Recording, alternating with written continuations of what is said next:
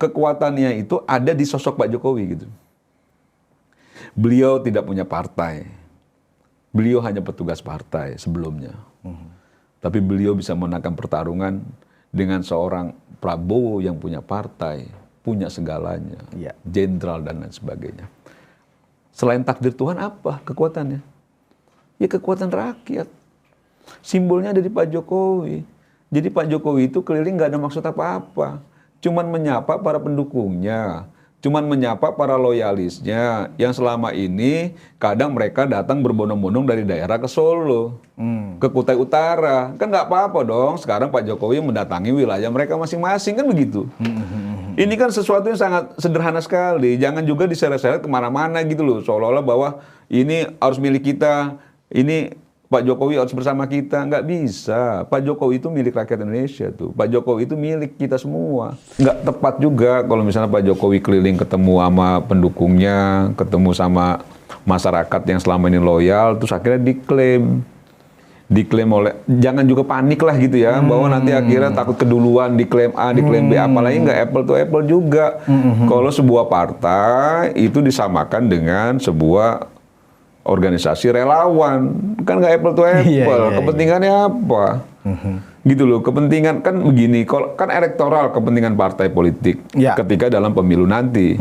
Nah kalau organisasi relawan elektoral opo, masuknya kemana suaranya?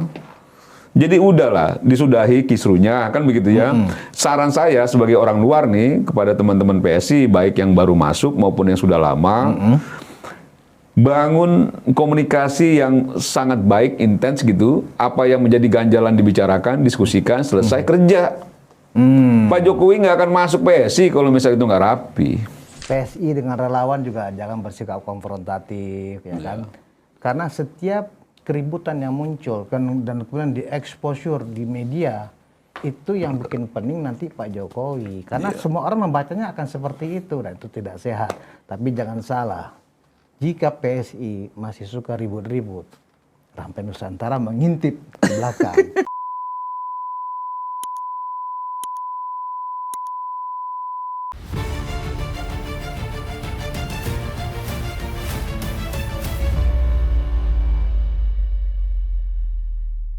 Hai penonton Ruang Konsensus Unpacking Indonesia dimanapun Anda berada, kembali bersama saya Budius Ma'ruf Pilihan anak Sulung Mulyono.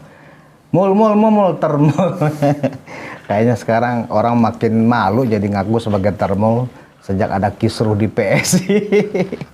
Mudah-mudahan bukan karena itu ya. Nah, tentang kisruh di PSI ya kita serahkan supaya internal PSI segera menyelesaikannya itu dengan baik, tidak kemudian kisruh lagi dan kemudian menjadi polemik di publik. Karena tidak bagus buat citra dari Partai Solidaritas Indonesia. Nah, kemudian hari ini saya sudah mendatangkan ya ini relawan kandung Pak Jokowi karena resmi ini. Di sini Pak Jokowi sebagai Ketua Dewan Pembina. Setahu saya itu jelas ini. Yaitu Ketua Dewan Pembina dari Rampai Nusantara, dan saya sudah bersama Ketua Umumnya Bung Mardiansah Semar. Apa kabar, Mar? Baik dong. Kayaknya sebentar lagi mau ikutan Pak Jokowi nih, Mar. Keliling Indonesia ya kan. Nanti kalau Rampai Nusantara ngaku-ngaku juga, kamilah, wah bakal rame lagi. Karena kan kemarin kan sempat rame ya kan. Projo mengatakan bahwa Pak Jokowi siap menyapa masyarakat di seluruh Indonesia. Oh, kata Projo enggak, kata PSI enggak boleh begitu. Kami yang berhak mengantarkan Pak Jokowi.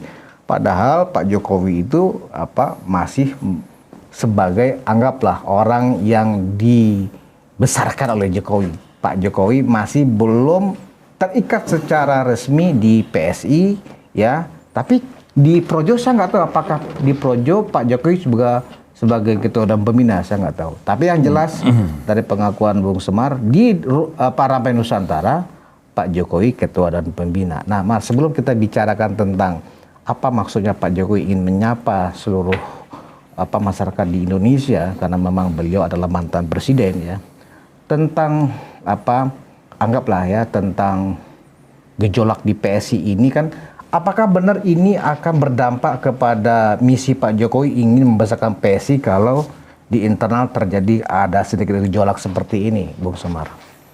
Ya, sebenarnya lucu juga ya kalau orang selalu berebut eksistensi, validasi, terus merasa yang paling memiliki hak atas apa gitu ya. Jadi saya teringat gini, ini sebelum saya tadi merespon apa yang ditanya Budius ya. Rampai Nusantara itu dibentuk, didirikan 4 bulan sebelum Pak Jokowi memutuskan nama Ibu Kota Nusantara. Kami lebih dulu memakai nama Nusantara tuh. Iya. Rampai Nusantara. Makanya ketika Pak Jokowi memutuskan IKN ya, Ibu Kota Nusantara, agak bangga juga kita. Oh, akhirnya karena sebelumnya ya sudah. Jadi agak cukup linear nih dengan apa yang sudah kita bangun ya, atau kita putuskan nama organisasi kita. Terus sekarang senang juga semua pakai Nusantara, Bud. Iya. Sampai YouTuber pun ada Nusantaranya. Semua pakai Nusantara. Sampai Joman-Joman pakai Nusantara kan gitu. Ya senang juga kita. Dan bukan berarti juga kita akhirnya merasa itu hak kita gitu. Boleh juga dipakai sama semua teman-teman gitu. Apalagi kalau itu akhirnya nanti jadi identik ya. Sebagai kelompok yang memang selama ini mendukung Pak Jokowi. Ya senang. Jadi janganlah apa-apa sedikit-sedikit ingin sekali eksklusif ya, bahwa itu haknya kita, haknya siapa gitu. Karena menurut saya ini kan sangat elastis ya soal politik dan lain sebagainya. Nah, bicara soal, saya sih nggak lihat juga konflik ya, cuman memang ada beberapa hal yang terkesan berseteru ya, soal statement-statement teman-teman PSI gitu ya. Atau ada juga muncul ketika memang teman-teman Projo menyampaikan soal keinginan Pak Jokowi ketika memang sudah sembuh ini untuk keliling Indonesia kan gitu ya. Nah, saya hanya bisa merespon sebagai orang luar ya dari PSI maupun Projo. Pertama untuk PSI sendiri, menurut hemat saya ya, terlepas dari adanya persoalan Ade Armando, Grace Natalia, dan lain sebagainya, di organisasi manapun itu, namanya datang orang baru, itu pasti akan menciptakan kegelisahan dulu. Harus adaptasi, harus ketidakpercayaan pasti terbangun dulu tuh. Kan begitu ya. Nah, pada akhirnya nanti akan ketemu tuh kliknya di mana. Kalau menurut saya, jadi ini sesuatu yang wajar-wajar aja atau lumrah dalam suatu organisasi ketika memang banyak orang baru, apalagi orang-orang baru yang masuk, orang-orang yang bukan kaleng-kaleng, orang-orang yang punya pengaruh, punya power gitu ya, pasti akan butuh waktu tuh untuk beradaptasi. Nah, caranya bagaimana ya? Akhirnya bersilang pendapat, saling kecurigaan, saling ingin merasa bahwa ini dia sudah diberikan ruang yang cukup luas, yang satu yang merasa sejak awal pendirian juga berdarah-darah ngerasa kok gue disikirkan, misalnya gitu-gitu ya. Itu suatu yang menurut saya sih lumrah ya. Lumrah dalam organisasi dan nggak cuma di PSI, rasa-rasanya hampir di semua organisasi besar ya, partai politik, organisasi kemasyarakatan dan lain sebagainya. Pasti dinamika itu akan muncul ketika memang ada gerbong baru masuk yang punya kekuatan gitu, dan itu akhirnya butuh adaptasi dengan kekuatan yang lama tuh. Nah, nanti akan. Jadi jangan juga akhirnya kita melihatnya kok ini jadi terlalu serius, apalagi nanti bisa mengganggu juga Pak Jokowi. Nggak keganggu lah Pak Jokowi sih. Pak Jokowi itu, sepengetahuan saya, itu memang sejak awal dia memutuskan masuk gelanggang politik, sudah mewakafkan dirinya gitu sebagai bagian dari rakyat tuh. Bahwa dia muncul dari masyarakat yang betul-betul termarginalkan, pernah kena banjir dan lain sebagainya, bukan kelompok priai, kena gusur. Kan saya berkali-kali bilang, satu-satunya presiden yang benar-benar lahir dari rahim rakyat ya Pak Jokowi aja. Sekarang runtut aja coba. Bung Karno siapa? Pendiri negara, pendiri bangsa ini gitu. Wajar aja jadi presiden kan gitu. Soeharto siapa? Jenderal istrinya juga keturunan priai kan gitu ya. Wajar juga jadi presiden. Pak Habibie kita tahu latar belakang keluarganya bagaimana. Pak Habibie-nya sebagai teknokrat dan lain sebagainya gitu. Terus Ibu Gus Dur, cucu pendiri NU dan lain sebagainya gitu. Emang ya. punya terah besar. Punya terah ya kan? besar. Ibu Mega. Anaknya Bung Karno. Anaknya proklamator. Pak SBY. Jenderal, mantunya Pak Sarwoedi kan gitu ya. Dan lain sebagainya gitu yang sampai pada akhirnya kita mendapatkan presiden yang betul-betul terlahir dari rahim rakyat tuh. Ya Pak Jokowi. Nah kenapa misalnya kami ya atau saya dan teman-teman yang sampai titik ini selalu loyal dan membersamai Pak Jokowi. Karena memang sejak Pak Jokowi masuk Jakarta 2012 gitu ya, kami meyakini bahwa ini adalah patron politik yang bisa kami ikuti. Bisa kami banyak belajar, kami bisa juga meminta masukan-masukan terkait dengan aktivitas politik kita dan lain sebagainya. Nah, ini yang menurut saya itu memang terlahir genuine dari hati kita untuk memberikan dukungan, bukan soal pragmatisme. Nah, sekarang Budius lihat aja dari 2012 sampai sekarang, itu udah hampir sekitar 14 tahun. Betul nggak ya? 14 tahun. Saya membersamai Pak Jokowi dengan jabatan gubernur dia dapat, jabatan presiden 2 periode. Tuh saya happy-happy aja tuh nggak mendapatkan apa-apa tuh. Dan betul happy-happy aja dan tetap. Emang Bung Sumar nggak pernah jadi komisaris? Nggak pernah sekalipun jadi komisaris. Nggak pernah juga jadi direksi apa-apa gitu loh. Atau misalnya wamen menteri pun jauh lah ya. Jauh kan gitu ya. Dan tapi kita happy dan tetap loyal membersamai Pak Jokowi karena memang dari hati gitu. Dan tidak pernah mengklaim. Nggak ada. Saya tidak pernah mengklaim juga. Dan kalau ditanya soal Pak Jokowi menjadi ketua Dewan Pembina Rampai Nusantara, karena kami minta langsung ke Pak Jokowi. Minta langsung? Jadi kami datang ke Solo, saya didampingi beberapa pengurus ya, dari pengurus Dewan Eksekutif Nasional Rampai Nusantara.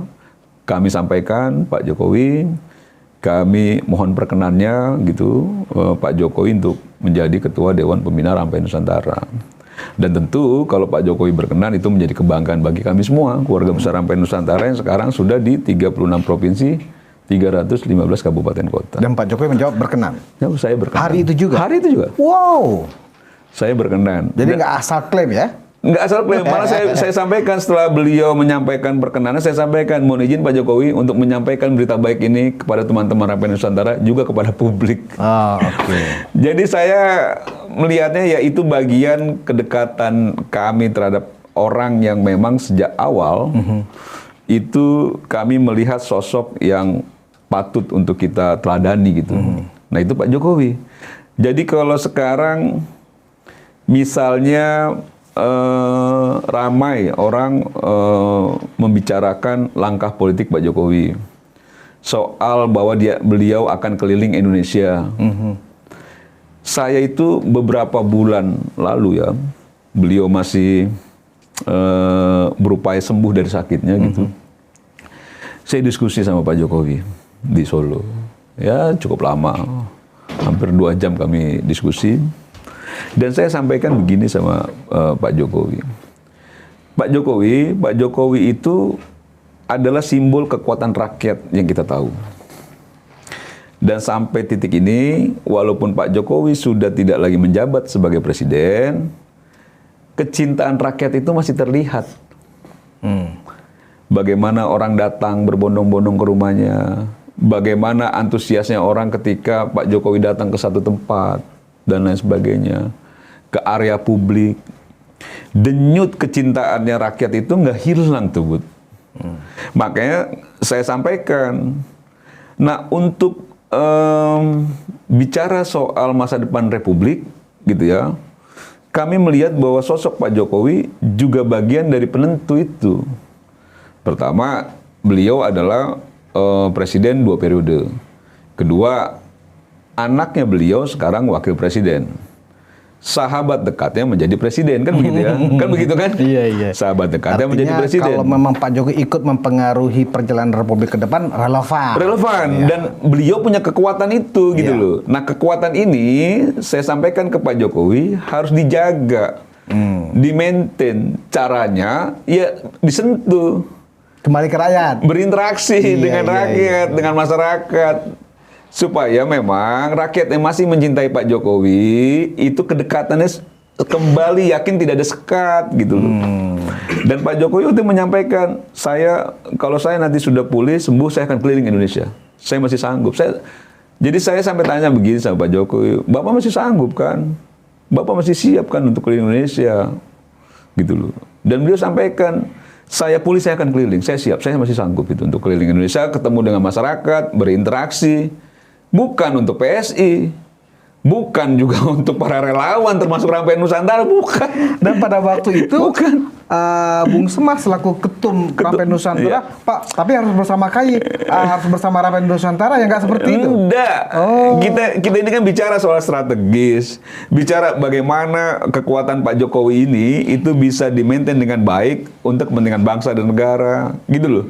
Jadi nggak ada tuh misal Pak Rampai Nusantara akan mendampingi Bapak keliling, nggak ada juga, nggak kan, ada gitu juga loh. Ya. Jadi cuman kami meminta Pak Jokowi untuk keliling bertemu dengan masyarakat agar semua pendukung Pak Jokowi yang sampai saat ini loyal di seluruh Indonesia itu terjaga dengan baik. Jadi bukan buat A, bukan B, apalagi sekarang berebutan. Gitu kan butuh validasi. Iya, bukan itu. Nah, pada titik tertentu nanti, Bu, misalnya Pak Jokowi keliling, bertemu masyarakat, dia bisa mengukur kekuatannya. Rakyat pun masih bisa melihat bahwa memang Pak Jokowi sebagai sosok yang masih bisa dianggap pengayom mereka, segala macam. Nah, kekuatan yang dahsyat ini, pada titik tertentu nanti di ujungnya, ya terserah Pak Jokowi. Kan begini, kalau Pak Jokowi mengibarkan bendera A, ini pasukan semua ke bendera A. Bendera B, semua ke bendera B. Jangan-jangan Pak Jokowi yang diangkat bendera Rampai Nusantara lagi. Kasihan juga yang berebut kan gitu loh. Ya walaupun Rampai Nusantara bukan partai ya, tapi kan begitu gitu loh. Logikanya kan sederhana begitu. Karena kita harus pahami betul ya, bahwa kekuatannya itu ada di sosok Pak Jokowi gitu. Beliau tidak punya partai. Beliau hanya petugas partai sebelumnya. Tapi beliau bisa menangkan pertarungan dengan seorang Prabowo yang punya partai, punya segalanya, jenderal dan lain sebagainya. Selain takdir Tuhan, apa kekuatannya? Ya kekuatan rakyat. Simbolnya ada di Pak Jokowi. Jadi Pak Jokowi itu keliling nggak ada maksud apa-apa. Cuman menyapa para pendukungnya. Cuman menyapa para loyalisnya yang selama ini kadang mereka datang berbondong-bondong dari daerah ke Solo, ke Kutai Utara. Kan nggak apa-apa dong, sekarang Pak Jokowi mendatangi wilayah mereka masing-masing, kan begitu. Ini kan sesuatu yang sangat sederhana sekali, jangan juga diseret-seret kemana-mana gitu loh, seolah-olah bahwa ini harus milik kita, ini Pak Jokowi harus bersama kita. Nggak bisa, Pak Jokowi itu milik rakyat Indonesia tuh, Pak Jokowi itu milik kita semua, milik para pendukungnya. Nah, inilah yang sebenarnya yang ada di benaknya Pak Jokowi setahu saya, karena ketika kami diskusi pun Pak Jokowi ngerasa ya rasanya perlu juga untuk ketemu sama masyarakat, berinteraksi, kan begitu ya. Mungkin kan gitu ya, karena memang ini pemerintahan yang sekarang itu juga pemerintahan yang didukung oleh Pak Jokowi ketika kontestasi Pilpres. Mungkin kalau ada keluhan-keluhan masyarakat di daerah kan juga Pak Jokowi bisa menjadi penjembatani. Iya. Kan begitu loh. Apa saja sih yang kira-kira masih mampet, apa aja sih yang kira-kira masih belum bisa jalan dan lain sebagainya, kan Pak Jokowi masih bisa komunikasi dengan baik dengan sahabatnya Pak Prabowo, apalagi dengan anaknya, kan begitu ya. Kan begitu. Nah, ini menurut saya sesuatu yang kita lihat positif-positif. Jangan juga akhirnya orang kebakaran jenggot semua Pak Jokowi mau keliling. Dia nggak akan nyapres lagi. Jadi menarik ini, Mar. Itu terjadi sekitar ngobrol dengan Pak Jokowi itu beberapa bulan yang lalu. Oh iya, bahkan sebelum bulan puasa barangkali ya. Betul. Betul. Dan ini relevan memang. Jadi kalau misalnya saya boleh cerita sedikit, Mar. Kenapa ada kemudian seolah-olah saling klaim ya, saling butuh validasi. Sebenarnya tidak seperti itu. Yang saya pahami dan saya tahu adalah memang pada tanggal 1 Mei 2026 kemarin ya, Pak Jokowi bertemu dengan sejumlah relawan ya. Mungkin Rampai Nusantara mungkin karena sudah sering ketemu nggak ada. Itu di sebuah hotel di Jakarta Timur, tepatnya di Rawamangun.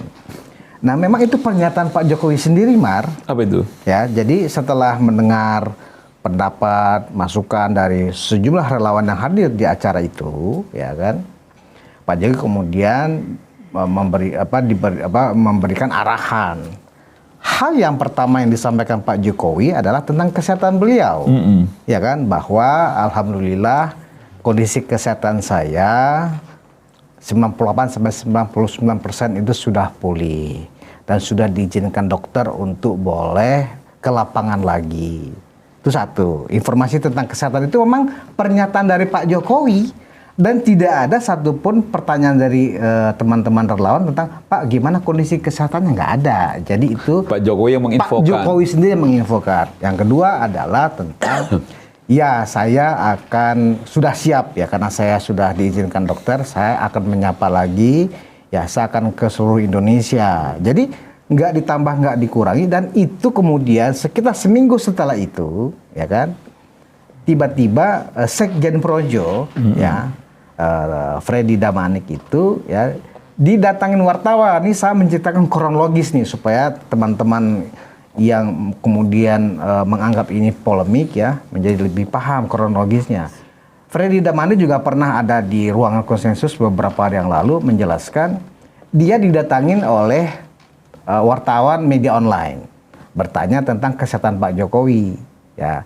Karena ditanya, dijelaskan seperti yang tadi saya jelaskan, nggak ditambahkan, nggak dikurangi, termasuk juga akan keliling Indonesia, ya kan. Nah, bahwa nanti teman-teman relawan akan ikut, Pak Jokowi nggak ada masalah, ya kan? Kan siapa yang mau ikut terserah, kan gitu. Nah, ketika itu kemudian rame di media, ya kan? Bestari Barus,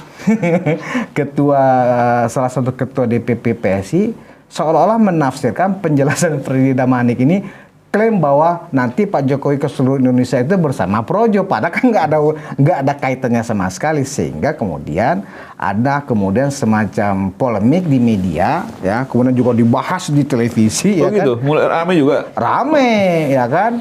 Dan akhirnya terjadilah polemik sampai kemudian banyak juga analisa dari pengamat politik. Sebenarnya tujuan Pak Jokowi belusukan apalagi sih, kan beliau sudah selesai, sudah pensiun, ya kan. Nah, jadi sebenarnya isu bahwa ada saling klaim itu sebenarnya hanya karena kurang bacaan saja. Harusnya Bestari Barus dia lihat dulu kronologisnya, dia tanya dulu teman-teman relawannya, ini gimana ceritanya Freddy Damanik bicara seperti ini, bukanlah langsung ngejeblak, reaksioner, ya kan, reaksioner dan bicaranya ya konfrontatif, ya kan. Ini tidak sehat buat PSI, karena kan karakter PSI apalagi kan ketumnya kan Mas Kaisang.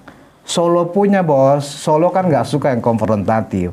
Dengan cara Bestari Barus menampilkan wajah konfrontatif ada di tubuh PSI, ini memang rawan konflik internal kalau seperti ini. Nah, ini kan sudah kita anggap itu urusan internal mereka. Nah, Mar, tentang apakah Pak Jokowi pada saat awal Juni 2026 itu akan memulai ke daerah-daerah itu sebenarnya entah itu relawan, entah itu PSI ya, sebagai anggaplah yang merasa patron partai mereka itu kan Pak Jokowi. Itu boleh nggak sih, Mar? Masing-masing mereka ini mengklaim ya bahwa Pak Jokowi itu misalnya pertama akan ke Flores misalnya. Itu adalah bersama PSI, itu adalah bersama Projo, itu adalah bersama RJ2 misalnya. Itu boleh nggak sih, Mar? Kalau menurut lu, Mar, sebagai orang yang paham cara berpikir Pak Jokowi? Bukannya soal boleh nggak boleh, tapi kurang tepat. Kurang tepat ya? Dan nggak elegan. Kan landasan awalnya itu kita harus sama-sama bersepakat.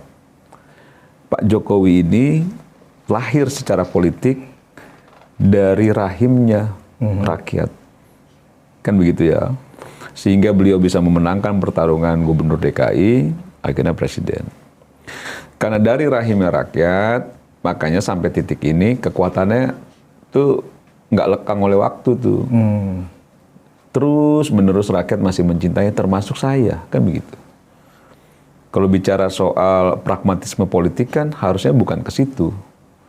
Harusnya bisa beralih dukungan misalnya kepada Pak Prabowo misalnya gitu. Kan kita tidak. Kita mendukung Pak Prabowo Karena memang Pak Jokowi juga mendukung Pak Prabowo secara penuh, kan begitu. Sampai titik ini. Bahkan perintahnya kan sampai 2029-2034 gitu ya. Arahannya Pak Jokowi.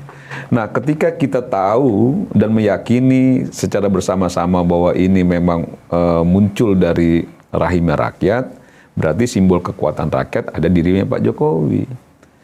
Jangan juga, nggak tepat juga kalau misalnya Pak Jokowi keliling ketemu sama pendukungnya, ketemu sama masyarakat yang selama ini loyal, terus akhirnya diklaim oleh, jangan juga panik lah gitu ya, bahwa nanti akhirnya takut keduluan diklaim A, diklaim B, apalagi nggak apple to apple juga. Kalau sebuah partai itu disamakan dengan sebuah organisasi relawan, kan nggak apple to apple. Kepentingannya apa? Gitu loh, kepentingan kan begini, kan elektoral kepentingan partai politik ketika dalam pemilu nanti. Nah, kalau organisasi relawan elektoral opo? Masuknya kemana suaranya? Jadi udahlah, disudahi kisruhnya, kan begitu ya. Saran saya sebagai orang luar nih kepada teman-teman PSI, baik yang baru masuk maupun yang sudah lama, bangun komunikasi yang sangat baik, intens gitu. Apa yang menjadi ganjalan dibicarakan, diskusikan, selesai kerja. Pak Jokowi nggak akan masuk PSI kalau misalnya itu nggak rapi. Itu syarat yang diminta Bapak ya? Pak Jokowi nggak akan masuk ke partai politik kalau memang partai politik itu menurut standarnya Pak Jokowi belum memenuhi prasyarat yang diinginkan. Salah satu syaratnya nama judulnya tuh rapih ya. Rapih, kan gitu ya, punya mesin yang besar, kan gitu ya, kan Pak Jokowi disampaikan juga. Punya mesin yang besar, karena kalau Pak Jokowi masuk dengan kekuatan yang dimiliki, harusnya bukan lagi double tuh, hasilnya triple, gitu loh, multiple gitu loh, yang didapat oleh partai yang dinaungi oleh Pak Jokowi nanti, kan gitu loh. Tapi kalau misalnya Pak Jokowi masuk, cuman suaranya suara pendukungnya Pak Jokowi aja, ya buat apa?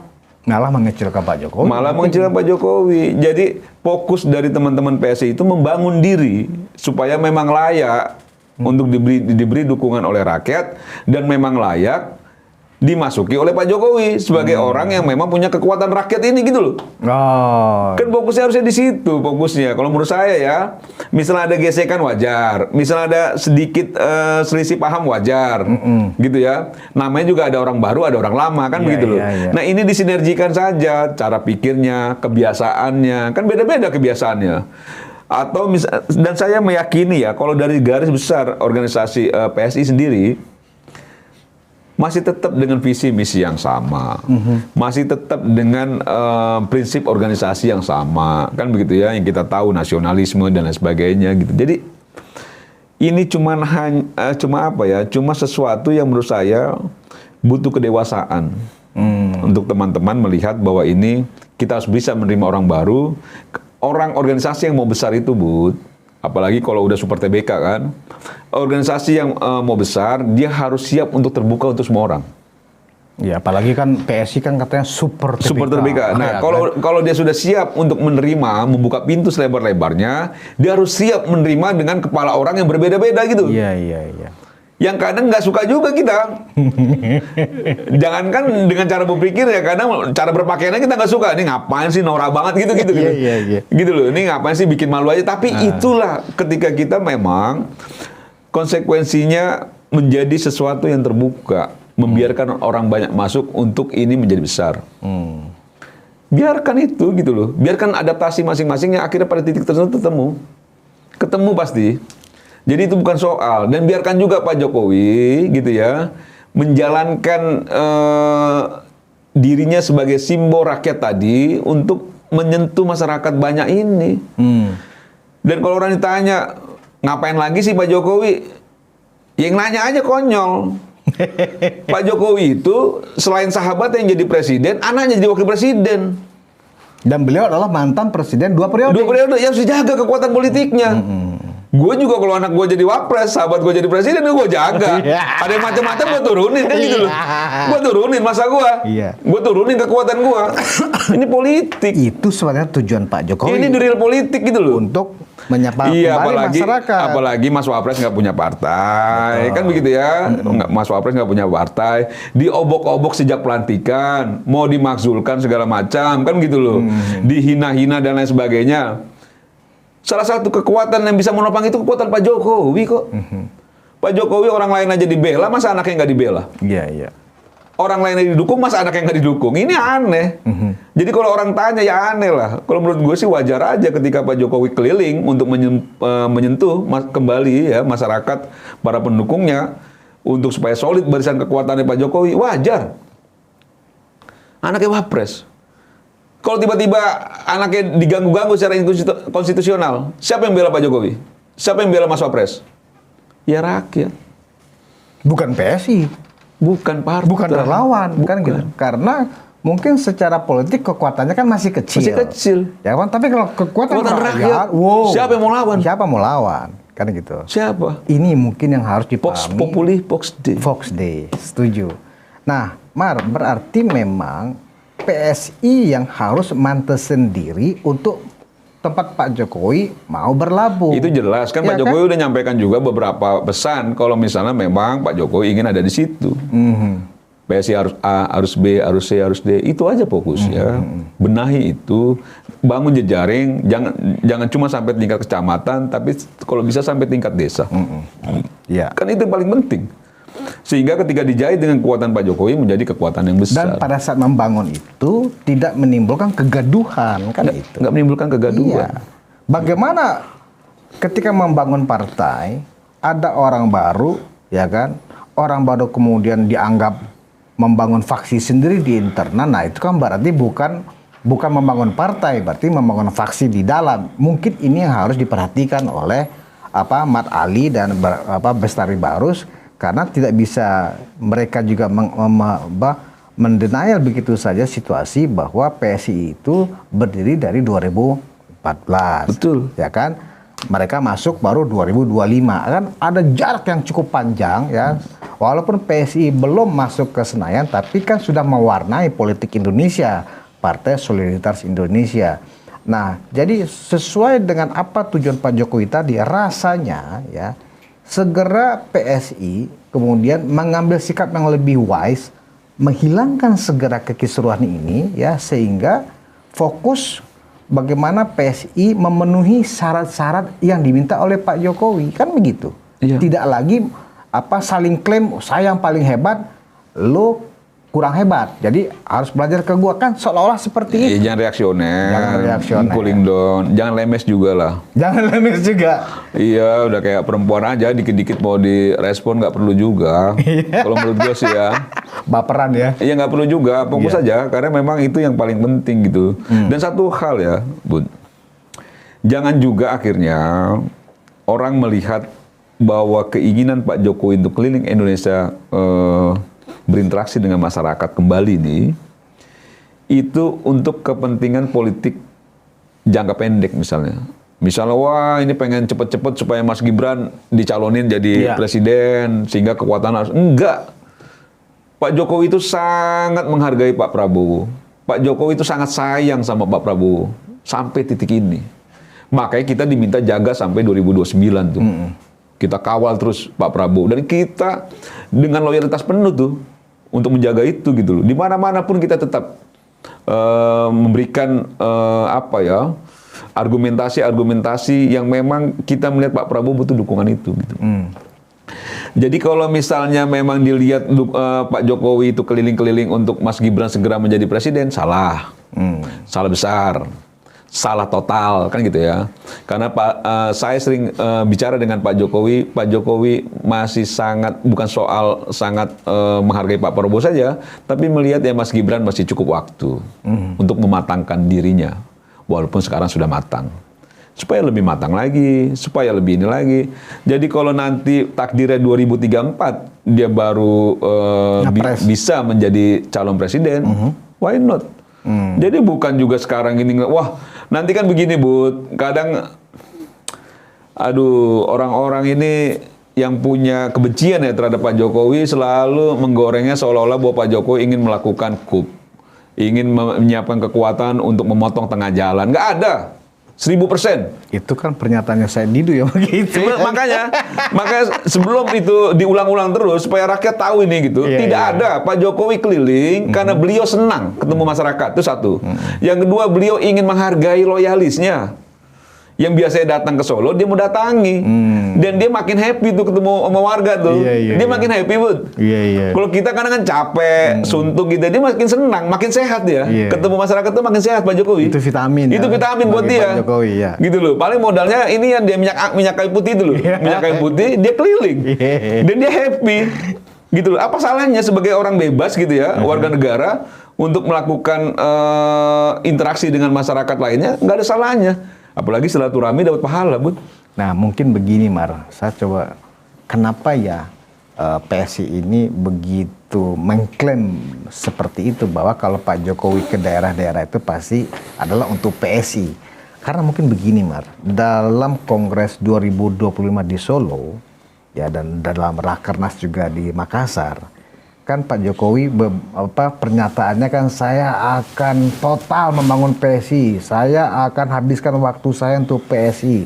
Nah, mungkin karena itu barangkali, Mar, sehingga ada definisi dari teman-teman PSI, oh ya, berarti kalau begitu Pak Jokowi untuk PSI itu yang mau keliling Indonesia ini. Ya logikanya kan harus dibalik dong. Ketika Pak Jokowi secara publis ya menyampaikan dalam pidatonya, orasinya, saya akan habis-habisan untuk PSI, saya akan ini apa PSI. Seharusnya PSI-nya udah tenang-tenang aja, nggak usah klaim. Orang itu disampaikan kok. Nggak usah klaim ya. Nggak usah klaim. Nggak usah juga takut ditinggal. Nggak usah takut juga ditinggal gitu loh. Orang sudah statement. Gimana sih? Orang udah nyampaikan habis-habisan segala macam, masih takut aja. Berarti masih nggak percaya diri ya. Berarti ada sesuatu kan, gitu loh. Kalau menurut gue sih, ya harusnya ya percaya diri gitu. Kalau Pak Jokowi udah menyampaikan depan publik dengan gaya orasinya, begitu membara kan, tangdung, ya sudah. Jadi ketika Pak Jokowi ada info dia mau keliling Indonesia, harusnya PSI mantap, kan gitu loh, keren Pak, kan gitu loh, udah gitu loh, mantap Pak, kan gitu loh. Persoalan bahwa itu dia bergerak dengan siapa, bagaimana teknisnya, nggak usah dipersoalkan. Prinsipnya sudah dapat. Pak Jokowi sudah berniat habis-habisan buat PSI, sudah. Gitu loh. Kalau perlu, misalnya Ahmad Ali atau Kaisang atau Bestari sendiri, supaya tidak ada klaim-klaim itu, ya kan? Kita sama-sama ya antar Pak Jokowi, harus kan begitu, Mas. Ya kan? Tapi bea masing-masing ya kan gitu kan, jadi masyarakat pun melihatnya kan, oh iya Pak Jokowi bersama ada PSI, ada misalnya Projo, ada misalnya Rampai Nusantara juga, ya kan, dan lain-lain. Jadi seolah-olah memang Jokowi itu tidak saja bersama relawan, tapi juga memang milik rakyat, itu kan mestinya, Mas. Iya kan gini ya. Gini sederhana sekali ya. Pengurus partai itu sepertinya belum terlalu detail memahami siapa Pak Jokowi. Oh. Kalau menurut gua ya. Karena begini, kalau mereka memahaminya detail dengan statement yang sudah cukup tegas dan keras, dukungan Pak Jokowi terhadap PSI misalnya, harusnya teman-teman PSI harusnya membiarkan ini mengalir. Karena harusnya tumbuh kesadaran juga. Tidak semua rakyat Indonesia suka PSI. Oh, itu sebuah realita yang nggak perlu juga ditampi ya. Tapi banyak masyarakat Indonesia cinta Pak Jokowi. Oh. Kan kita tahu dalam kontestasi yang diikuti Pak Jokowi, suara Pak Jokowi jauh lebih besar dibanding partainya. Jokowi berarti jauh lebih besar dibanding partai itu sendiri tuh. Kalau secara strategi politik, harusnya sih ini gue bicaranya tertutup nih sama teman-teman PSI ya, cuman ya sudah lah ya. Kasihlah masukan, Mas. Iya, ya kan? Harusnya kalau bicara soal strategi politik, gitu ya, dengan statement yang cukup tegas dari Pak Jokowi waktu acara PSI ya waktu itu, cukup dibiarkan saja Pak Jokowinya untuk berinteraksi dengan masyarakat, sehingga kekuatan rakyat dan demikian semakin membesar dan semakin solid. Ketika nanti di ujung yang dibutuhkan oleh PSI, tentu pemilu kan. Terus Pak Jokowi angkat bendera, kita dukung PSI. Oh, itu akan luar biasa ya kan? Karena selama ini ya kan, Banyak orang yang ngerasa ragu dengan PSI. Wah, Pak Jokowi ke PSI, kita PSI. Karena selama setahun atau 2 tahun, iya. Betul. Pak Jokowi kemana-mana, dari ujung ke ujung, ya kan? Gitu loh. Ada PSI. Ada PSI. Tanpa perlu dari sekarang diributkan. Nggak perlu. Pak Jokowi milik PSI. Nggak perlu. Itu salah nggak perlu. Gitu, jangankan PSI ya, yang memang dalam pemilu sampai detik ini belum mencapai elektoral kan, 4%. Partai besar aja masih jauh lebih besar suaranya Pak Jokowi. Dukungan rakyat terhadap Pak Jokowi masih jauh lebih besar dibanding partai-partai besar itu sendiri, Bud. Bayangkan itu. Jadi kalau Pak Jokowi sudah dipercaya betul sama rakyat, sudah diyakini betul sebagai sosok yang memang dipercaya sama masyarakat, kemanapun arah dukungannya, tentu pasti diikuti. Contoh kasus misalnya, kurang keras apa kita pertarungan kontestasi dengan Pak Prabowo? 2014-2019. Keras sekali. Dihina-hina kita juga, gitu loh. Tapi ketika Pak Jokowi menyampaikan dukungannya terhadap Pak Prabowo, kurang loyal apa kita terhadap Pak Prabowo? Iya. Sampai detik ini, bahkan sampai ke depan. Kurang loyal apa? Itu karena memang pengaruh sosok Pak Jokowi yang kita akhirnya tumbuh keyakinan Pak Prabowo harus kita dukung karena dia adalah punya visi misi yang baik, dia orang baik, dia orang berani yang perlu dengan dukungan rakyat segala macam. Kita sebagai bagian masyarakat mendukung itu. Pasti ada pengaruhnya Pak Jokowi kan? Betul nggak? Gitu loh. Kemarin misalnya kalau Pak Jokowi misalnya memberikan dukungan kepada pasangan lain misalnya 01 atau 03, apa nggak berbondong-bondong juga tuh dukungannya dari pendukungnya Pak Jokowi ke salah satu paslon yang didukung oleh Pak Jokowi? Pasti. Itulah yang saya bilang di awal, Pak Jokowi itu merupakan simbol kekuatan rakyat yang ada sekarang. Nah itu jangan dicederai juga seakan-akan Pak Jokowi itu menjadi simbol salah satu partai atau salah satu ormas atau salah satu organisasi relawan. Tuh Rampai Nusantara yang beliau langsung mau berkenan jadi ketua dewan pembinanya nggak pernah klaim, nggak pernah kan? Gue misalnya ngeluarin statement Pak Jokowi milik RN, Pak Jokowi akan keliling bersama RN ke 36 provinsi, 315 kabupaten kota yang dimiliki RN. Enggak, Bud. Enggak. Karena kayaknya Rampai Nusantara ini wisdomnya tinggi sekali ini ya kan. Percaya dirinya juga tinggi sekali. Ya karena menurut saya gini ya, kita sudah cukup meyakini dengan langkah politik Pak Jokowi. Kita sudah cukup meyakini juga bahwa apa yang dilakukan oleh Pak Jokowi itu pasti demi bangsa dan negara ini, gitu ya. Termasuk dengan menyentuh masyarakat banyak. Terus buat apa direcokin? Rampai Nusantara itu kan bagian kecil dari yang tumbuh di Republik ini. Jangan juga merasa besar sendiri, gitu ya. Bahwa kita memang membangun jejaring, iya, di seluruh provinsi, kabupaten, kota, kita berupaya untuk itu, supaya kejangkau semua apa yang mau kita lakukan. Kegiatan-kegiatan sosial kita, dan lain sebagainya gitu loh. Karena kita memang niatnya ingin membantu masyarakat sekecil apapun itu bantuannya, kan begitu. Nah itu kita lakukan. Nah Pak Jokowi dengan ruangnya, dia punya sendiri. Biarkan juga gitu loh. Syukur-syukur kalau misalnya lagi di daerah gitu Pak Jokowi inget Rampai Nusantara, hidup Rampai Nusantara ya, bonus kan gitu. Itu bonus juga kan gitu. Jangan juga diocok-ocokin gitu loh. Nanti ada yang minta hidup PSI Pak, hidup PSI Pak. Jangan juga. Kalau nggak berdoa aja, nggak usah disampaikan. Kali aja ke latah Pak Jokowinya kan gitu. Cuman maksud saya itu prinsipnya dulu tuh, prinsipnya. Jadi kenapa saya tidak tertarik soal mengklaim dirinya Pak Jokowi? Karena sejak awal saya tahu. Dan biasanya seorang tokoh jika sudah dibangun sekat dan sudah diracuni dengan sesuatu yang eksklusif gitu ya, kekuatannya rontok tuh. Kekuatan rontok. Karena rakyat akhirnya menjauh. Karena rakyat akhirnya merasa bahwa ini terlalu eksklusif, terlalu milik A, milik B. Biarkan saja sih. Biarkan saja. Jadi janganlah konflik ini juga akhirnya diperluas kemana-mana. Nanti Pak Jokowi yang sudah sembuh jadi sakit. Sakitnya bukan kulit lagi, sakit kepala. Pusing juga kan gitu loh. Ini urusan-urusan begini. Walaupun Pak Jokowi sih, ya dia kan biasa ya. Jadi kalau orang begini, orang begitu ya dia diamin aja. Nah, Mar, kalau kemudian dianggap ya rencana Pak Jokowi mulai Juni nanti keliling Indonesia itu dia seolah-olah curi start. Ya padahal kan musim pemilu masih jauh, itu gimana Mar? Jadi ada partai sebelah kayaknya sudah khawatir duluan gitu loh. Curi star kalau dia ikut kontestasi.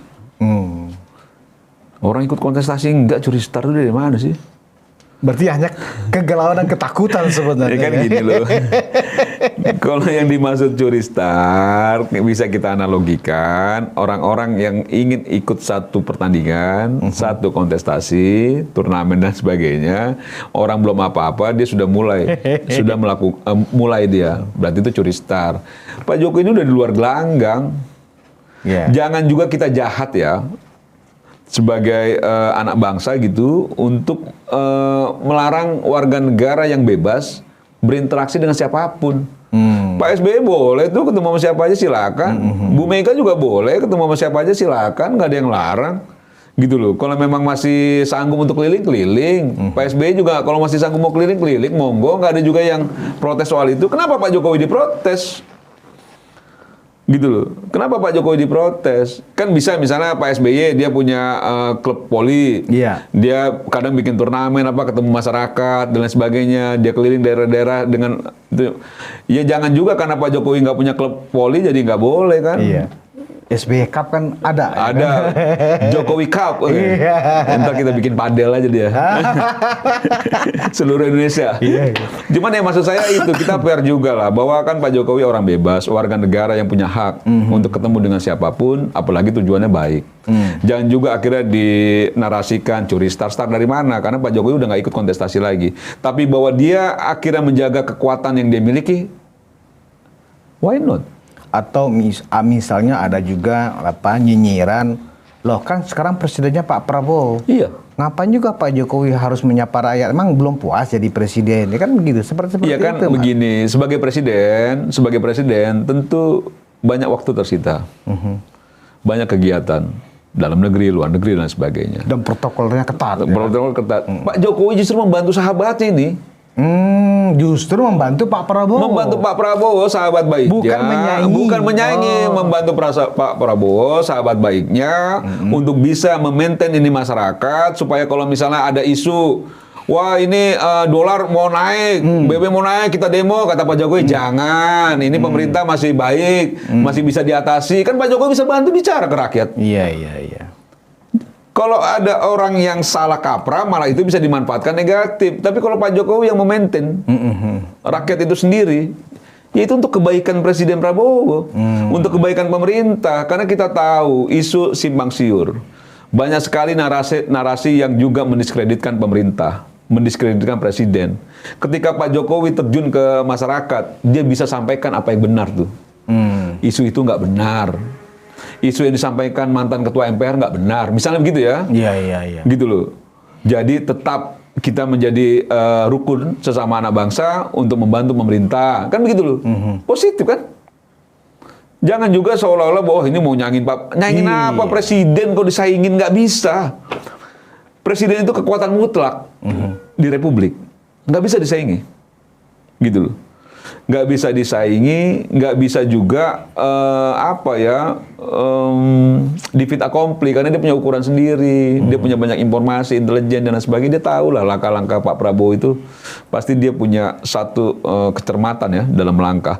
Nah ketika Pak Jokowi mengambil langkah untuk keliling, Pak Prabowo juga pasti juga akan tahu. Iya. Dan pasti juga beliau tahu juga bahwa ini juga akan mendapatkan manfaat Pak Prabowo-nya. Karena Pak Jokowi itu sahabat baiknya, sehingga bisa menyampaikan juga apa yang menjadi program pemerintah, apa yang menjadi hal-hal yang ingin dilakukan pemerintah untuk bangsa dan negara ini, untuk masyarakat, supaya tidak mudah terprovokasi, tidak mudah dihasut segala macam. Nah jangan-jangan yang tidak suka dengan Pak Jokowi keliling, emang jangan-jangan menginginkan Pak Prabowo-nya cepat selesai, kan begitu loh. Jangan-jangan ya, jangan-jangan dari kelompok-kelompok yang memang nggak suka Pak Prabowo gitu, nggak suka dengan pemerintahan ini. Kalau suka dengan pemerintahan Pak Prabowo, dengan Presiden Prabowo, harusnya mendukung langkah Pak Jokowi keliling Indonesia, karena beliau sahabat baiknya, wapresnya juga anaknya gitu ya, untuk ikut menjaga Republik ini. Berarti yang membangun framing kalau perjalanan Pak Jokowi ke seluruh provinsi itu nanti adalah justru menyanyi Pak Prabowo, berarti itu ketahuan memang itu adu domba ya, adu domba lagi. Kita komplit. Itu memang kan ini apa ya? orang yang ingin mengadu domba antara Pak Jokowi dan Pak Prabowo kan sejak awal, Bu. Dan nggak akan berhenti itu kan? Nggak akan berhenti. Tapi saya meyakini hubungan beliau-beliau ini, Pak Prabowo dengan Pak Jokowi, itu sangat kuat sekali. Besti karena dengan dengan emosi jiwa yang cukup lekat tuh. Jadi bukan lagi hubungan pragmatisme. Hubungan kebatinan juga sudah terbangun. Jadi nggak akan ada mempan mau siapapun. Mungkin juga banyak juga orang-orang yang dekat Pak Prabowo coba untuk memprovokasi segala. Mungkin juga nggak pengaruh. Pak Prabowo itu sangat cerdas, Bud. Dan dia tahu langkah apa yang harus diambil. Dia tahu sekali. Jadi dia bisa melihat itu mana yang bisa bermanfaat untuk bangsa dan negara ini, mana yang tidak. Ya buktinya kemarin terang-terangan dia bicara soal mengapresiasi Kapolri. Itu jiwanya Pak Prabowo tuh. Makanya dia sampaikan kalau benar ya kita bilang benar, kalau baik kita bilang baik, kalau jelek kita bilang jelek. Kalau berprestasi ya kita kasih reward. Tapi kalau nggak berprestasi kita kasih punishment kan gitu loh. Dia sangat simpel soal itu gitu loh. Ya lu kalau berguna bagi bangsa dan negara dan membantu gue sebagai presiden, ya lu akan gue perpanjang. Tapi kalau enggak, ya gue nggak perpanjang, jangan ngomel-ngomel gitu loh. Masuk barang itu. Ya kan begitu gitu loh. Nah itulah Pak Prabowo. Jadi kalau misalnya hubungan antara Pak Jokowi dengan Pak Prabowo, saya tidak pernah meragukan. Jadi artinya tidak ada singgungan ke arah itu pun nggak nyambung ya. Nggak nyambung. Bahwa berarti ini mencoba menyaingi anggaplah popularitas Pak Prabowo kan nggak ke sana arahnya. Nggak ke sana. Dan begini ya.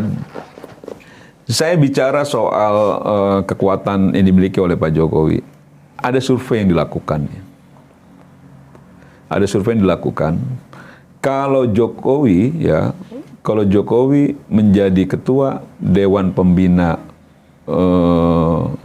PSI, ya, Dewan Pembina PSI, suara PSI akan naik.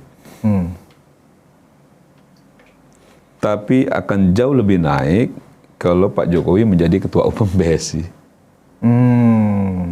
Berlipat-lipat kenaikannya. Itu survei itu. Kita bisa mengambil maknanya, berarti memang ketika para pendukung Jokowi melihat bahwa partai ini langsung dinakodai oleh Pak Jokowi, berbondong-bondong akan memberikan dukungan. Tuh, ini masukan. Begitu ya. Tapi ketika dia masuk sebagai Dewan Pembina tetap didukung, tapi belum memaksimalkan seluruh kekuatannya Pak Jokowi. Bukan nakodanya. Bukan nakodanya. Nah itu kan harus diukur, berarti memang salah satu hal yang bisa membuat partai ini besar itu kekuatan Pak Jokowi. Jadi jangan bikin pusing Pak Jokowi. Lama-lama Pak Jokowi kalau pusing, akhirnya sampai Nusantara suruh jadi partai. Pak Jokowi jadi ketua umumnya. Nggak apa-apa lah. Mardiansa Semar jadi sekjennya kan gitu. Gitu loh, jangan bising Pak Jokowi. Ya lumayan lah, udah 36 provinsi nih, 15 kabupaten kota, tinggal ditambah-tambah lah. Jangan bikin pusing Pak Jokowi. Kayaknya Rafael Nusantara bisa jadi sekoci juga. Jadi gua gabung deh kalau gitu. Nggak, jadi maksudnya bikin pusing Pak Jokowi lah. Jangan bikin pusing Pak Jokowi. Harusnya dimanja-manja Pak Jokowinya. Dibuat nyaman Pak Jokowinya. Jangan bikin dibuat tenang Pak Jokowinya. Jangan bikin pening pala. Gitu loh. Bahaya ini kan gitu. Bahaya nih barang kalau pening kan gitu loh. Jangan Pak Jokowi nggak jadi. Nggak jadi. Tiba-tiba dia panggil Semar katanya. Deklarasikan aja partai. Ini sebagai ketua Dewan Pembina kita kan gitu loh. Saya jadi ketua umumnya tuh. Siap terus kita kan gitu loh. Siap terus kita, Bud. Dia sampai batuk-batuk saya. Ya kan logikanya sederhana begitu, Bud. Ini kan apa ya? Orang sekelas Pak Jokowi itu kan harus kita lihat arah politik apapun yang menjadi petunjuknya itu banyak yang mengikuti. Ya makanya Rampai sih ditanya, Rampai Nusantara jadi partai apa enggak? Belum tahu, kan gitu loh. Kalau misalnya lebih bermanfaat kayak gini nggak apa-apa juga. Tapi kalau sudah ada titahnya Pak Jokowi mau gimana kita? Ini kayaknya Rampai Nusantara tinggal menunggu titah nih. Enggak juga. Kalau ini kan ada asumsi. Kalau Mat Ali, Bestari Barus masih bikin pusing Pak Jokowi di PSI, kan gitu loh. Artinya kan itu bukan sesuatu yang worth it lagi dong buat Bapak kalau PSI ya dikesankan ke publik sebagai partai yang sibuk berkonfrontasi bukan saja dengan orang luar, dengan internalnya aja dia konfrontasi, kan itu nggak sehat buat Pak Jokowi. Iya, manusiawi itu namanya manusiawi. Jadi kita harus melihatnya begini ya, Pak Jokowi itu tidak membutuhkan partai yang sudah punya suara besar saat ini. Pak Jokowi hanya membutuhkan pasukan yang militan. Di partai manapun itu, pasukan yang militan, yang memang konsisten terhadap perjuangan kerakyatan itu, untuk bisa masuk ke semua sendi-sendi kekuatan rakyat. Termasuk kabupaten, kecamatan, desa, dan lain sebagainya. Itu yang dibutuhin Pak Jokowi. Karena Pak Jokowi meyakini dia punya kekuatan yang cukup besar yang untuk bisa dipindahkan. Ketika memang partai itu dianggap mampu, dianggap layak, dianggap pantas. Nah, tinggal tugasnya itu. Rasa-rasanya sih Rampai Nusantara sih udah mampu. 36 provinsi. Kayak udah agak tinggal 2 lagi. Udah pantas juga sih gitu. Kayak udah mulai mau nyari di tikungan Rampai Nusantara kan gitu loh. Jadi hati-hati Anda diintai oleh Rampai Nusantara. Makanya jangan bikin ribut, Bos. Ya bikin yang sejuk partai Anda, ya kan. Tapi itu menarik juga, Mar. Kalau misalnya memang Pak Jokowi itu menjadi ketua umumnya, mungkin memang semangatnya jadi beda. Ya kan beda, beda. Kan kita tahu lah di organisasi itu, misalnya dimanapun, pasti ketua umumnya kan. Misalnya kalau partai-partai bertemu gitu kan, ya ketua umumnya, ketua umum kan, gitu loh, pembinanya enggak. Ya pasti ketua umum. Jadi kalau misalnya ada pertemuan nanti ketua umum partai PSI, Pak Jokowi, di bawahnya ya kan, PSI-nya keangkat tuh, Mar.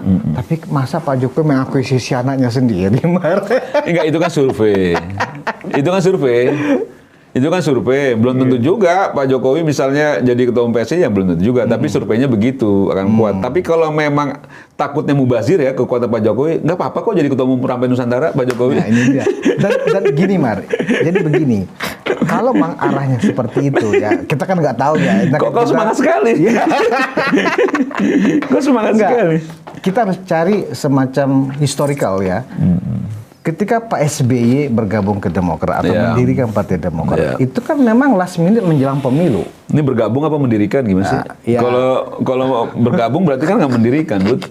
Ya kita menggunakan istilah dua-duanya lah, karena merasa ada sebagai pendiri, ada yang mengatakan hanya bergabung ya. Itu terserah. Oh jadi dua-dua, kau di tengah ini? Soal ini kau di tengah? Kita di tengah. Oke. Kan? Tapi kan faktanya sekarang kan Pak SBY kan adalah pendiri.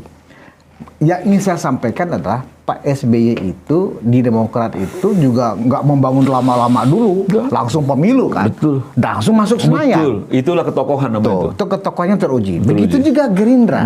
Betul. Gerindra tuh berdiri 2008. Iya. Pemilunya 2009, langsung masuk Senayan. Betul, ketokohan. PSI, ya kan. Jadi belajar dari pengalaman Pak SBY, pengalaman Pak Prabowo. Kalau Pak Jokowi ya bersama entah partai siapa itu nanti ya. Jangan gua mau bilang partai Rampai Nusantara. Jangan dong, jangan. Itu cukup omongan kita saya sama Pak Jokowi ya, nanti. Tapi kalau di sana juga nggak segera rapi-rapi ya. Bisa jadi Pak Jokowi juga sakit kepala, Mar. Nah, terus Pak Jokowi secara alergi kulitnya sudah sembuh, ya timbul pindah ke kepala, sakit kepala, mikirin anak-anak ini kok berantem mulu, ya kan gitu. Tinggal minum Neuralgin aja paling. Neuralgin, iya. Jadi sebenarnya kalau dilihat dari historical yang ada, potensi Pak Jokowi membangun partai baru, ya berdasarkan pengalaman Gerindra dan Demokrat, sangat mungkin untuk berhasil partai baru itu masuk Senayan. Sangat mungkin. Ya karena kan PSI kan gatal kepala juga kita 2 kali rekam jejaknya gagal masuk Senayan kan. Dulu juga zaman-zaman 90-an misalnya PKB PAN kan langsung masuk Senayan. Langsung masuk gitu loh. Karena ada ketokohannya. Ada Gus Dur, ada Amin Rais gitu. Jadi maksudnya itulah politik kita. Itu kultur ya, budaya politik di kita tuh memang begitu. Ketokohan itu sangat menentukan tuh. Sangat menentukan. Kenapa akhirnya partai-partai sekarang yang eksis sekarang ini itu ketika memiliki tokoh besar agak sulit untuk melepaskan gitu loh. Karena mereka khawatirnya tokoh ini lepas, barang ini habis kan gitu loh. Iya. Kan bahaya juga. Nah kan kau mau menyampaikan begini, berapa kali pemilu yang diikuti oleh PSI nggak masuk Senayan? Karena belum ada ketokohannya. Betul. Yang lain-lain baru langsung masuk. Itu kan yang kau mau sampaikan kan? Ya makanya mungkin saja. Iya, artinya itu pengalaman empiris loh, ya kan? Bukan sesuatu yang sifatnya teori lagi. Itu empiris gitu loh. Jadi kalau ada mengatakan mendirikan partai untuk masuk Senayan itu butuh waktu, sebenarnya nggak butuh waktu. Butuhnya setahun aja masuk kok barang itu ya kan? Jadi barang itu. Jadi ada kemungkinan juga. Kalau saya pikir-pikir cocok juga sih ketua umum Partai Nusantara. Ketua Umum Partai Rampai Nusantara, Insinyur Joko Widodo. Sekjen. Sekjennya, gua gabung kalau gitu Rampai Nusantara. Sebagai orang awal ya kan. Jangan serius-serius ya. Nih PSI jangan serius-serius. Nanti juga teman-teman relawan lain-lain jangan serius-serius. Bukan berarti juga Rampai Nusantara mau. Kita cuma canda-canda aja. Canda-canda aja. Jangan baper lagi. Mau gitu. jangan akhirnya memang mau nikung di itu terakhir kan gitu. Enggak juga. Ini kan kita disclaimer ya bahwa ini hanya canda-canda aja. Sebuah canda-canda bisa menjadi kenyataan kalau ya kan apa yang terjadi sekarang itu tidak segera mereda. Dan kemudian ya kan kalian benar-benar fokus, hindari konflik internal. Iya manusiawi lah. Pak Jokowi kan butuh ketenangan, butuh kenyamanan gitu ya. Karena dalam usia dia sekarang, terus baru juga sembuh dari sakitnya, harusnya kan itu yang disuguhkan ya ke Pak Jokowi. Misalnya begini kita orang tua, Bapak mau apa? Kan gitu. Saya mau ke sana, ayo. Bapak butuh apa? Kan begitu loh. Harusnya begitu. Jadi gitu, bukan Bapak harus sama saya. Kan gitu. Kan Pak Jokowi, ini bagaimana? Belum apa-apa udah diancam-ancam, ditarik-tarik. Gimana? Jangan. Bapak nggak boleh sama sana, boleh harusnya sama saya. Lah bagaimana? Enggak. Makanya kok akhirnya kayak gitu. Selalu tanya, Bapak mau ngapain? Oh ini ayo, apa yang butuh didukung? Ini support, kan gitu loh. Kan gitu loh. Ini sebagai dia yang kita tuakan, gitu. Kita orang tua. Berikan ribut-ribut. Harus bersama PSI, bukan bersama relawan, bukan bersama Projo. Itu kan begini, kalau anekdot tuh ditarik-tarik ke sini, tarik sini. Wah, emoh katanya. Ada semua dilepas, Bud. Akhirnya dia nyari Rampai Nusantara, mana Rampai Nusantara itu? Kayak memberi ketenangan cuma Rampai Nusantara aja ini. 36 provinsi, ya kan? 315 kabupaten kota. Lumayan lah ini. Tinggal dibenahin sedikit, jadilah di barang. Kali aja begitu. Ya cuman ya kita secara serius ya yang menyampaikan memang yang dibutuhkan ketenangan, kenyamanan Pak Jokowi. Tapi apapun itu karena memang Pak Jokowi itu punya kekuatan sendiri, kekuatan masyarakat ini. Nah ini yang memang harus kita jaga gitu. Sekaligus juga kita ingin membuktikan juga ya Mar ya, bahwa setelah Pak Jokowi nggak menjadi presiden ya kan, dengan beliau nanti berkunjung dari provinsi ke provinsi ya kan, memverifikasi apakah benar Pak Jokowi masih dicintai atau makin dicintai. Itu beda loh Mar, masih dicintai dengan makin dicintai. Nah kan dia pengen tahu juga. Iya. Seorang Jokowi ya, itu pasti rindu ketemu masyarakat.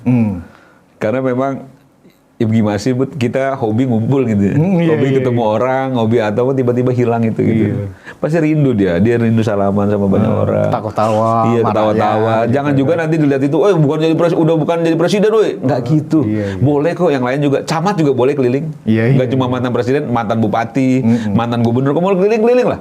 Gitu loh, keliling lah gitu loh. Jadi jangan juga akhirnya dipersoalkan lah soal-soal kayak gitu loh. Nah ini yang menurut saya kita harus ngelihatnya lebih terang lah, bahwa Pak Jokowi tidak berdiri sendiri.